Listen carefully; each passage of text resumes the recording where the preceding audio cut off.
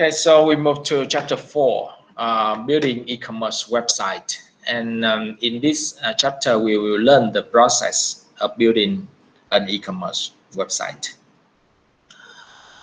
Usually, when you want to create an app or a website, you must follow the steps. And there's 5 major steps in when you're designing a website. The first one is a system analysis and planning. Second one is system design, building the system, testing, and implementation. So we will move to one by one. So this is the diagram.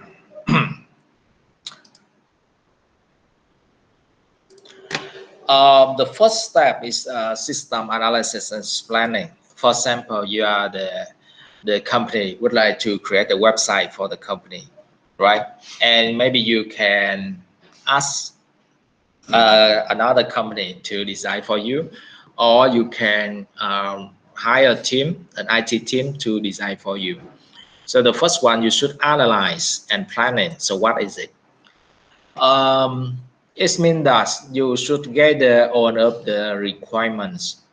What is the website is, the objective of the website, and the expected functionalities, the interface, and some of the features, whether they have the chatbots or not, how many menus do they have, who will be their target customers, etc. So we will have the detailed analysis over here and planning for the budget as well. How much should we pay? All right, and how long will can we have the website, etc. Okay, so that's the first step, which is very important. If you want to hire a company, so at that time, for example, you want to ask company A to come to your company, right? So at that time, they call that the people to gather all of the requirement. We call that the BA, which stands for the business analyst. In the IT, this is the BA for IT, okay, to analyze the requirements of the clients, okay. At this time, your company will be the client of the IT company, so they send a person, we call that the BA, okay, his title to gather all of the requirements from you, and then they will design, okay. They have the design, system design. So design here is mean that they will design the logical and the physical. So maybe they can design the front end, okay. The front end is, what is it? It's the interface, right? And the back end, which is the database behind. All right. System design, so they will draw some of the diagram to describe the database and have some of the sample interface for you. And then after designing, you know, like before you build in a house, you must have the design first, right? So then we will build the system. Okay, so we will build the system. So based on the design, you know, based on the design, it means some of the diagrams like this, and who will be in charge over here. Okay, so now it's been the writing the cost, and the coders will write in the cost based on the design here. Okay, so they will look at the design over here and they put the programming codes over here to build the website. And after maybe a few months, and they finish the website, and we could not deliver directly to the customer. Okay, so one more step to ensure the quality of the system or the website is the testing. So now we will move to the testing. So the testing, who will be in charge? We call that the testers. In many software companies, they have the coder team and the tester team. Okay, so the tester here, hey, I will check your finished product, right? Okay, and the tester will, hey, I found an error, or technically we call the bugs. All right. So what happened if the tester found the bug over here? The tester will, the coder will fix it. Okay, so they must fix the bug. All right. And after finishing testing, okay, there's 0 bugs now, and we can release to the customer.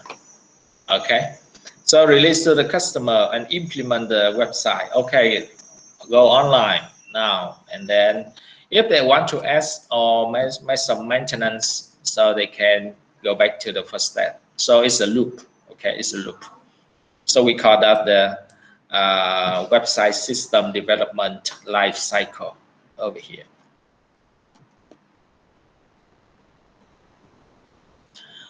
Okay, so is there any question? For the physical design, they will determine the type of the database management software, the physical physical server for the website, or you can buy the data hosting. Those are just for your reference. Or building by yourself, or you use outsourcing. It means that you outsource this task for the software company. Okay, so those are the pros and cons of the in-house comparing to outsource.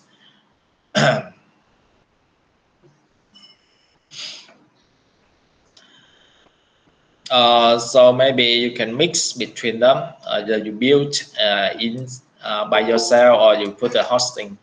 Hosting is mean that you will put your website to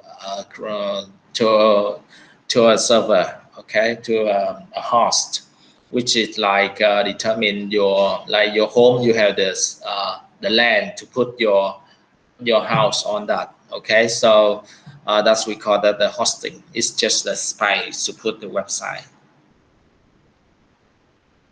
All right, and I just mentioned we have the testing, system testing, acceptance testing, etc.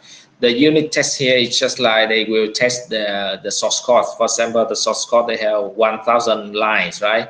So they check the unit test line by line, whether the cover on of the code or not.